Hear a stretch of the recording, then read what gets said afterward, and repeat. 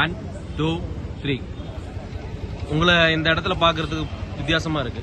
So நீங்க என்ன விஷயத்தினால இங்க வந்திருக்கீங்க? இங்க நிறைய கூட்டம், போலீஸ், காவல்துறை எல்லாம் இருக்காங்க. நீங்க எதனால இங்க குடும்பத்தோட கலந்துக்கிட்டீங்கன்னு கொஞ்சம் சொல்ல முடியுங்களா யாராவது? பிஜேபி ரமேஷ் மாமா வந்து இன்னைக்கு கருப்பு தினம்னு சொன்னாங்க. அதனால நாங்கள் இங்கே வந்தோம். கோவை பாஷா தீவிரவாதி வந்துட்டு இறந்ததுனால ஊர்வலம் பண்ணாங்கல்ல, அதனால நம்ம வந்து இன்னைக்கு வந்து கருப்பு தினமாக கொண்டாடுறோம். சார், நீங்க எல்லாம் ஒரே ஃபேமிலிங்களா? ஆமாம், ஒரே ஃபேமிலி.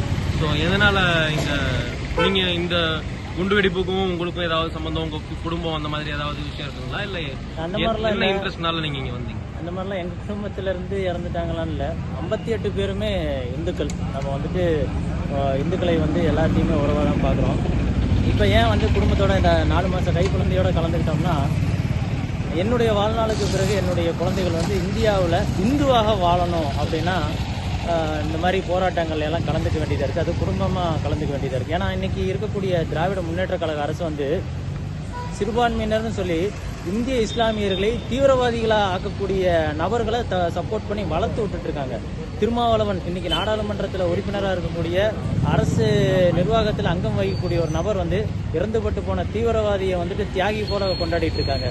நாம் தமிழர் கட்சி தமிழர்னு சொல்லிக்கிட்டு ஊரை ஏமாத்திக்கிட்டு இன்னைக்கு வந்து பாஷா இறந்துபட்டு போன தீவிரவாதி வந்துட்டு தகப்பன் அப்படின்னு சொல்லிட்டு இருக்காங்க. ஒரு சமுதாயத்தில் கட்சி வச்சு நடத்தக்கூடிய தனியரசுங்கக்கூடிய நபர் வந்துட்டு தீவிரவாதியினுடைய இறப்புக்கு வந்துட்டு போகிறாங்க. இந்து ஒற்றுமை ஏற்படாமல் இருந்துச்சுன்னா காஷ்மீரில் எப்படி இந்து பெண்கள்லாம் கற்பழிக்கப்பட்டு இந்து ஆண்கள்லாம் வெட்டி கொல்லப்பட்டாங்களோ அதுபோல் ஒரு சூழல் வந்து தமிழகத்தில் வந்துருங்கிறதுனால ஒரு விழிப்புணர்வுக்காக என்னுடைய குழந்தைகளோட நான் வந்து கலந்துக்கிட்டு இருக்கிறேன். நீங்க ஏதாவது நீங்க எதுக்காக கலந்துக்கிட்டீங்கன்னு ஏதாவது உங்களுக்கு ஒரு ஐடியா இருக்குங்களா? இல்லை யாராவது உங்களை